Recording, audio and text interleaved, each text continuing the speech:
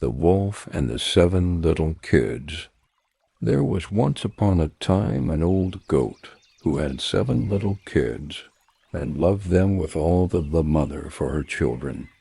One day she wanted to go into the forest and fetch some food. So she called all 7 to her and said, "Dear children, I have to go into the forest. Be on your guard against the wolf. If he comes in, he will devour you all, skin, hair, and everything. The wretch often disguises himself, but you will know him at once by his rough voice and his black feet." The kids said, "Dear mother, we will take good care of ourselves. You may go away without any anxiety." Then the old one bleated and went on her way with an easy mind. It was not long before someone knocked at the house door and called, "Open the door, dear children. Your mother is here and has brought something back with her for each of you." But the little kids knew that it was the wolf by the rough voice. "We will not open the door," cried they. "You are not our mother.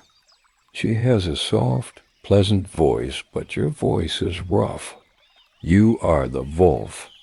Then the wolf went away to a shopkeeper and bought himself a great lump of chalk, ate this, and made his voice soft with it. Then he came back, knocked at the door of the house, and called, "Open the door, dear children.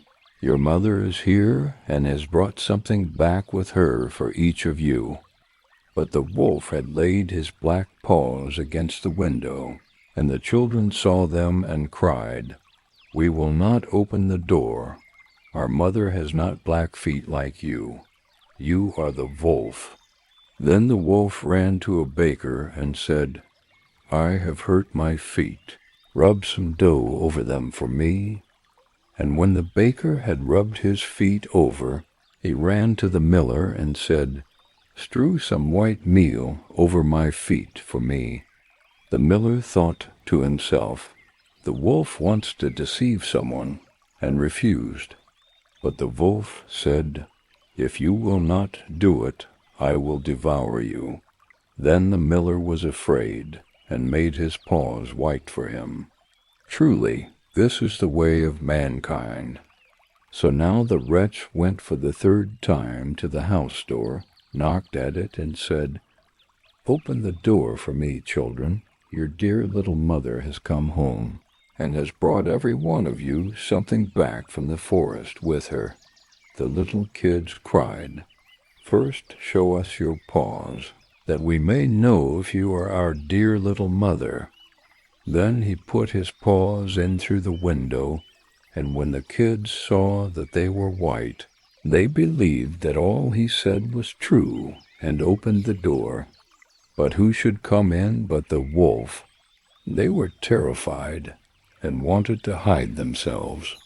One sprang under the table, the 2nd into the bed, the 3rd into the stove, the 4th into the kitchen, the 5th into the cupboard, the 6th under the washing bowl, and the 7th into the clock case. But the wolf found them all, and used no great ceremony.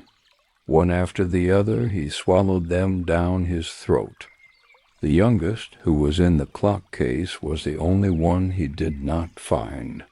When the wolf had satisfied his appetite, he took himself off, laid himself down under a tree in the green meadow outside, and began to sleep. Soon afterwards the old goat came home again from the forest. Ah, what a sight she saw there! The house door stood wide open. The table, chairs, and benches were thrown down. The washing bowl lay broken to pieces, and the quilts and pillows were pulled off the bed.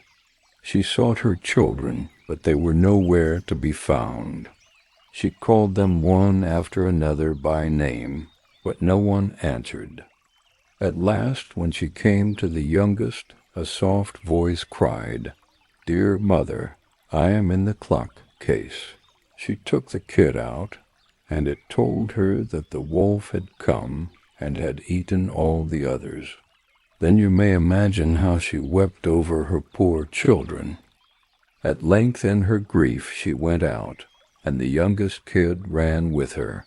When they came to the meadow, there lay the wolf by the tree, and snored so loud that the branches shook. She looked at him on every side and saw that something was moving and struggling in his gorged belly.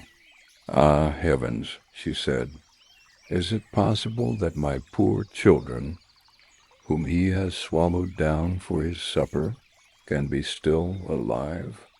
Then the kid had to run home and fetch scissors and a needle and thread, and the goat cut open the monster's stomach, and hardly had she made one cut than one little kid thrust its head out, and when she had cut farther, all 6 sprang out one after another, and were all still alive, and had suffered no injury whatever, for in his greediness the monster had swallowed them down whole. What rejoicing there was! They embraced their dear mother, and jumped like a tailor at his wedding. The mother, however, said, "Now go and look for some big stones, and we will fill the wicked beast's stomach with them while he is still asleep." Then the 7 kids dragged the stones thither with all speed, and put as many of them into this stomach as they could to get in. And the mother sewed him up again in the greatest haste, so that he was not aware of anything and never once stirred. When the wolf at length had had his fill of sleep, he got on his legs, and as the stones in his stomach made him very thirsty, he wanted to go to a well to drink. But when he began to walk and to move about, the stones in his stomach knocked against each other and rattled. Then cried he, "What rumbles and tumbles against my poor bones? I thought 'twas 6 kids, but it feels like big stones." And when he got to the well and stooped over the water to drink, the heavy stones made him fall in, and he drowned miserably. When the 7 kids saw that, they came running to the spot and cried aloud, "The wolf is dead! The wolf is dead!" and danced for joy round about the well with their mother,